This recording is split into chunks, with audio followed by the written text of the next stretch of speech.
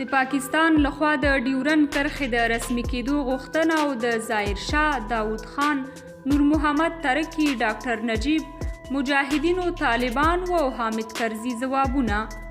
دا چې دوی د خپل حکومتونو دورو کې پاکستان ته څه ځوابونه ورکړي وو، دغه ډیره مهمه ویډیو تر پایه وګورئ او مینا ټي وي چینل هم سبسکرایب کړئ. ډیورنډ کرښه په 1893 زیږدیز کال کې د افغانستان د وخت امیر عبدالرحمن خان او د بریتانوي هند استازي مورتیمر ډیورنډ ترمنځ لاسلیک شوه. د امیر عبدالرحمن خان له حکومت وروسته د هغې زوی امیر حبیب الله خان واک ته ورسېده او هغه تړونونه چې پلار یې له بریتانوي هند سره کړي وو پر خپل ځای پرېښودل او ادامه یې ورکړه. کله چې په 1940 زیږدیز کال کې پاکستان جوړ شو نو په افغانستان کې د محمد ظاهرشاه پاچاهي وه. د محمد ظاهرشاه په پاچاهۍ کې افغانستان لومړی هیواد و چې ملګرو ملتونو کې د پاکستان له غړیتوب سره مخالفت وښوده او د ډیورنډ کرښې مسله یې راپورته کړه.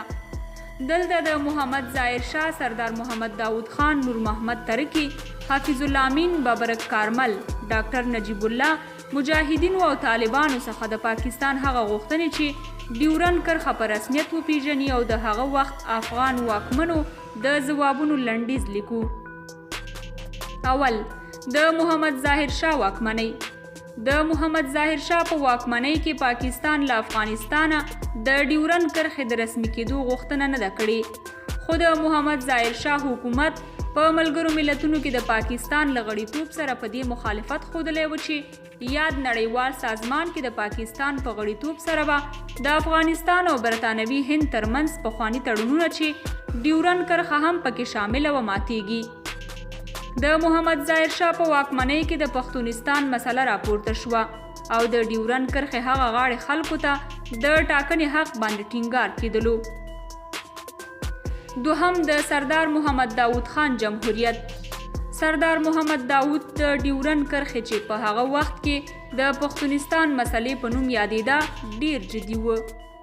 داود خان له پاکستان سره توندې اړیکې درلودې او د پښتونستان مسلې پر سر نږدې و چې د افغانستان او پاکستان ترمنځ جګړه پیل شي. سردار محمد داود خان د پښتونستان مسلې ته ډیر ارزښت ورکولو او په ټول توان یې هڅه کوله چې د ډیورنډ کرښې هغه غاړه خاوره د لوی افغانستان برخه جوړه کړي. دریم، د خلق دیموکرات ګوند. د نور محمد ترکی واکمنۍ. 1983 زیږدیز کال د سپټمبر میاشتې په 9مه نیټه د پاکستان ولسمشر ضیاء الحق افغانستان ته په رسمي سفر راغی. نوموړي له نور محمد ترکی وغوښتل چې ډیورنډ په رسمیت وپیژني. نور محمد ترکی د ضیاء الحق غوښتنه رد کړه او ورته یې وویل چې ډیورنډ کرښه یو استعماري او یوه په زور منل شوې کرښه ده چې هیڅکله افغان ولس ته د منلو وړ نه ده.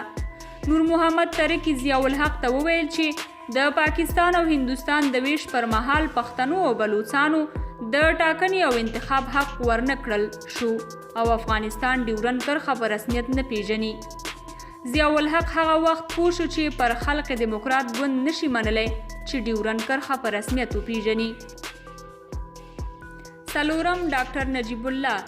که څه هم د ډاکتر نجیب الله او ضیاء الحق ترمنځ د پاکستان او افغانستان ترمنځ داسې تړون شوی و چې د یو او بل په خاوره کې به لاسوهنه نه کوي، خو پاکستان دغه تړون پلی نه کړ. ډاکتر نجیب الله هم د افغانستان د هغو ولسمشرانو له ډلې و چې د ډیورنډ کرښې رسمیت پیژندو سره یې مخالفت درلود. د یو شمېر افغانانو باور دا دی چې ډاکتر نجیب الله پاکستان په دې پار ووژلو چې د ډیورنډ کرښې رسمیت پیژندو غوښتنې سره یې سخت مخالفت درلود. پنځم، د مجاهدینو واکمنۍ. د مجاهدینو حکومت پر مهال د ډیورنډ کرښې مسله یوه هیره شوې مسله وه. شپږم، د طالبانو واکمنۍ. د طالبانو واکمنۍ پر مهال پاکستان 3 ځلې له دوی غوښتنه وکړه چې ډیورنډ کرښه په رسمیت وپیژني. لومړی ځل ملا عبدالرازق د طالبانو کورنیو چارو وزیر و او پاکستان ورڅخه وغوښتل چې ډیورنډ کرښه په رسمیت وپیژني. دویم ځل بل ځلې د پاکستان کورنیو چارو وزیر معین الدین حیدر کابل ته په رسمي سفر راغی او طالبانو یې وغوښتل چې ډیورنډ په رسمیت وپیژني. دریم ځل هغه مهال چې پرویز مشرف د پاکستان واک په لاس کې درلود نو له طالبانو مشرانو یې غوښتنه وکړه چې ډیورنډ کرښه په رسمیت وپیژني. د طالبانو اسلامي امارت پر مهال د پاکستان لخوا د ډیورنډ کرښې په رسمیت پیژندو غوښتنې په کلکه رد شوې دي او هیڅکله یې دغه کرښه په رسمیت نه ده پیژندلې. وم هم حامد کرزي چې وویل پاکستان افغانستان کې د سولې راوستلو او جنگ ختمولو په بدل کې 2 شرطه لري. لومړی ډیورنډ کرښه په رسمیت پیژندل او دوهم هغه یې د افغانستان بهرنی سیاست د دوی په واک کې ورکول. کرزي وویل هیڅکله د پاکستان دې غوښتنې ته تسلیم نشو. قدرمنو کتونکو تاسو په دې اړه څه نظر ورکوئ؟ خپل څرګندونې مو راسره په کمنټونو کې ولیکئ او د نورو ویډیوګانو لپاره مینا یوټیوب چینل ضرور سبسکرایب کړئ ترڅو زموږ هره ویډیو تر بل هر چا تاسو ته ژر در ورسیږي.